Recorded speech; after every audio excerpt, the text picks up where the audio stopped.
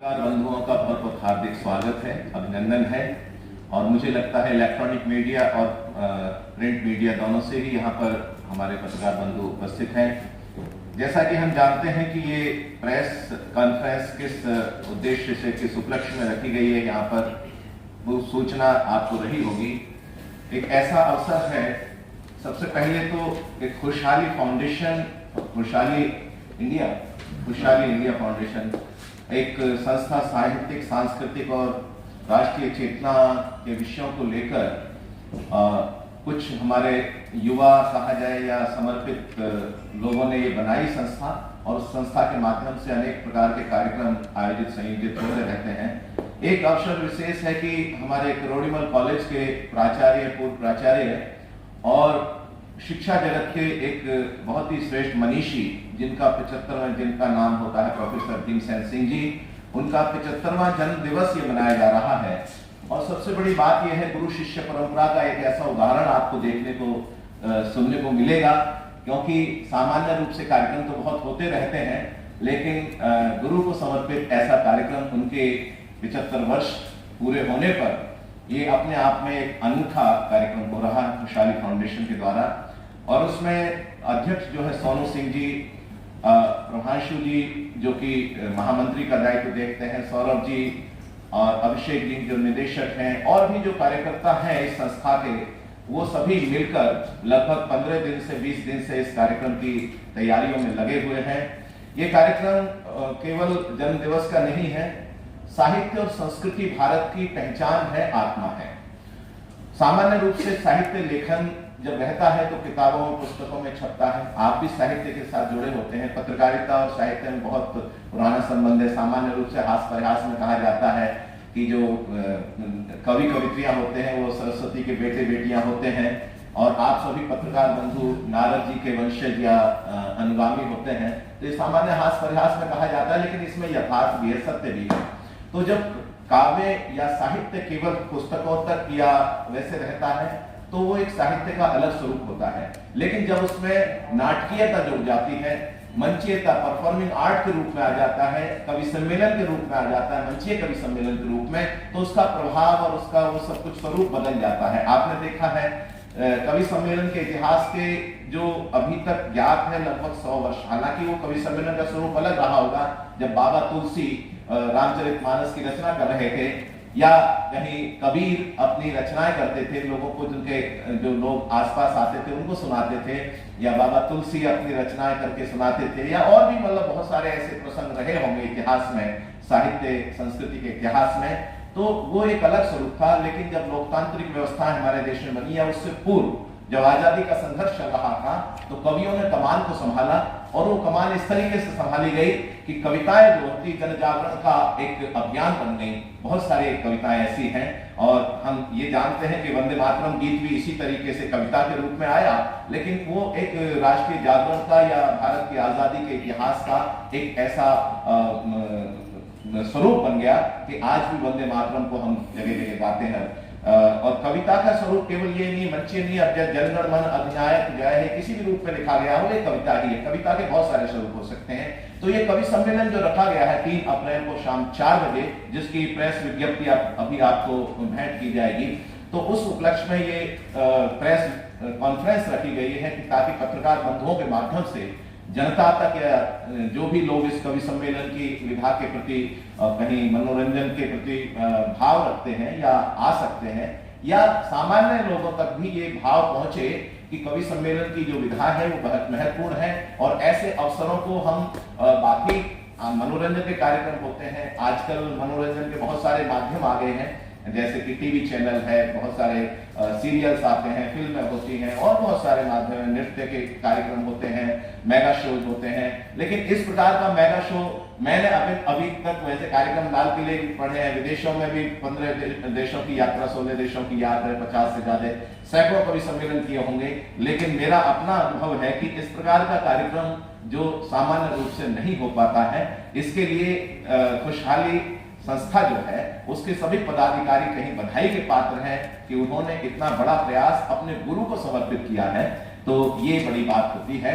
और इसमें जो देश के लब्ध प्रतिष्ठित कवि जिनको हम जानते हैं, पद्मश्री सुरेंद्र शर्मा जी हो गए, पद्मश्री अशोक चक्रधर जी हो गए, डॉक्टर हरिओम पंवार जी हो गए, डॉक्टर वसीम बरेलवी जी हो गए, अरुण जैमिनी जी हो गए, अंजुम रहबर हो गई, अनामिका अंबर जो आजकल काफी पॉपुलर है हिंदी कवि सम्मेलनों के जगत में। उसके अलावा बहुत सारे नाम और भी हैं, दिनेश रघुवंशी हो गए, ताहिर फराहाज हो गए, और राजेश रेड्डी जी बड़े शायर हैं वो भी। तो उन्होंने चुन चुन के ऐसे लोगों को बुलाया है ताकि लोगों को कवि सम्मेलन के आजकल में उस पर कोई टिप्पणी या किसी समीक्षा नहीं करने का ये अवसर है। बहुत सारे टीवी चैनलों पर बहुत सारे कार्यक्रम आप देखते हैं कवि सम्मेलन के, मैं नाम भी नहीं लूंगा उनके। तो उससे अलग हटके ये विशुद्ध रूप से कवि सम्मेलन जिसको कहा जा सकता है, जिसमें कविता होगी, शायरी होगी, क्योंकि कविता शायरी जो है सुनने को मतलब मिलती है लेकिन कम, औसतन कम मिलती है कवि सम्मेलनों में। तो ये कवि सम्मेलन अपने आप में बहुत विशेष कवि सम्मेलन होने जा रहा है, जिसमें कि देश के बहुत सारे बड़े कवि आ रहे हैं और उनके शायरों के, कवियों के माध्यम से मुझे लगता है कि यहाँ पॉलिटिक्स के इतर जो साहित्य संस्कृति का, समाज का उत्थान, समाज में जागरण लाना, संवेदनाओं की बात करना, लौकिक परंपराओं की बात करना, ये बहुत सारे विषय हो सकते हैं। इस कवि सम्मेलन के माध्यम से जनता के जो श्रोता हैं उनके मन तक पहुंचेंगे। और आजकल सोशल मीडिया का दायरा इतना बड़ा है कि यूट्यूब चैनल से, फेसबुक से, इससे उधर से उसका विस्तार बहुत दूर तक होगा, ऐसा हमारा मानना है।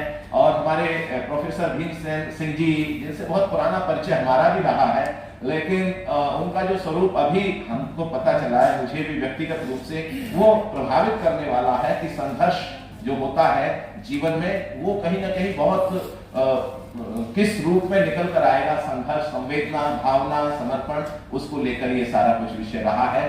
तो मुझे लगता है कि जो लोग जिनको मिल गया है मटेरियल वो निकल लिए हैं, और बाकी कुछ और विषय कहना है, आप सभी से अनुरोध है कि अपने समाचार पत्रों में या इलेक्ट्रॉनिक जो भी चैनल्स हैं उनमें इसको बहुत ही विधिवत, जो आपको लगता हो जस्टिफाइड है, तो उस हिसाब से अपना स्थान दीजिएगा, ताकि लोगों तक ये पहुंचे बात कि एक ऐसा विशेष कार्यक्रम हुआ इस आपाधापी के वातावरण में। और हालांकि चुनाव आचार संहिता का वो चल रहा है, चुनाव की तैयारियां चल रही हैं, लेकिन ये इतर बिल्कुल साहित्यिक सांस्कृतिक कार्यक्रम होगा, ऐसा हम आपको विश्वास दिलाते हैं और जनमानस को भी विश्वास दिलाते हैं।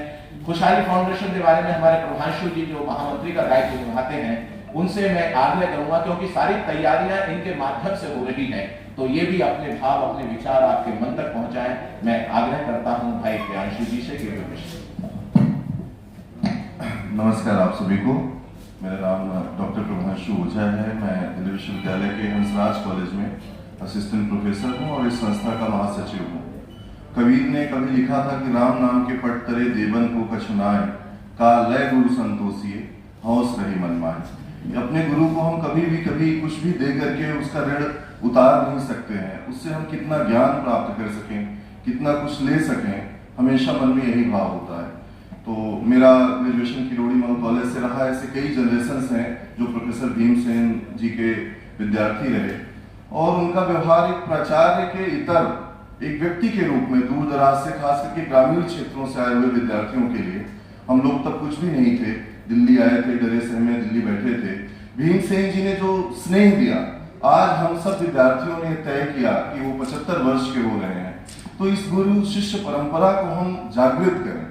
अपने गुरु के हमने तय किया कि ऐसे अवसर पे हम क्या कर सकते हैं, तो हमें लगा कि साहित्य ही ऐसा माध्यम है जिससे हम जन जन तक पहुंच सकते हैं।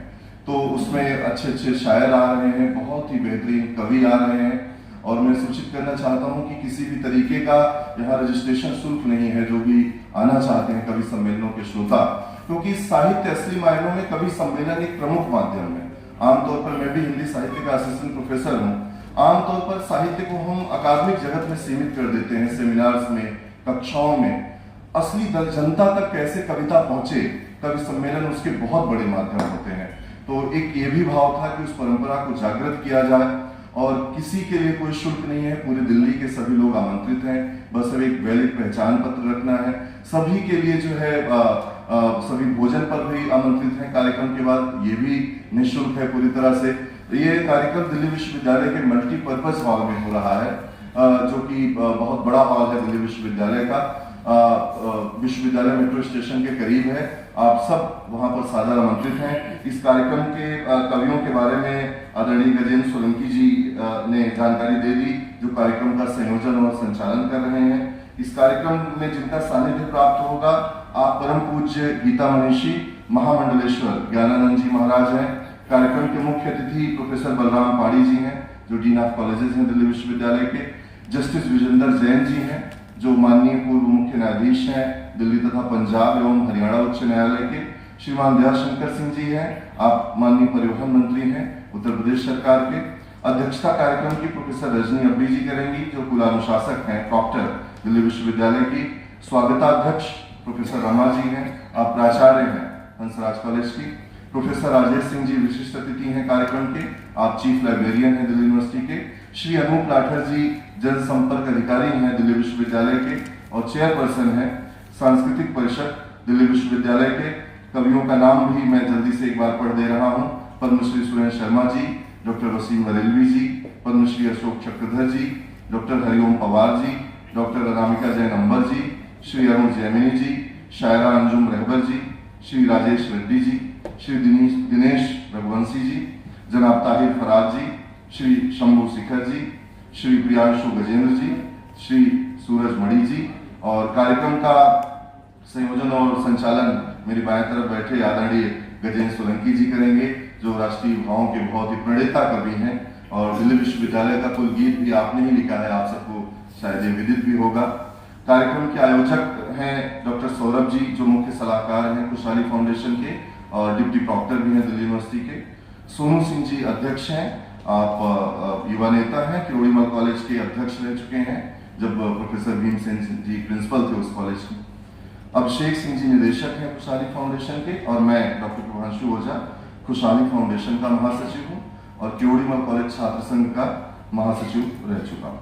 कार्यक्रम शाम के 4 बजे शुरू होगा, उससे आधा घंटे पहले आप सब अपना स्थान ग्रहण करें। हमारे मीडिया के सभी बंधु विशेष रूप से आमंत्रित हैं, क्योंकि आप सबसे बड़े माध्यम हैं। कोई भी चेतना आम जन तक पहुंचानी हो, बिना आपके यह संभव है। मैं धन्यवाद देता हूं पूरे फाउंडेशन की तरफ से कि अपने बहुत ही व्यस्ततम दिनचर्या में आप सबने अपना एक कीमती समय निकाला, आज आ पाए और कल भी आ पाए, और बल्कि मैं कहूँगा सपरिवार आए आप। ये आनंद का भी विषय रहेगा और बाकी तो सारे विषय हैं। बहुत बहुत धन्यवाद।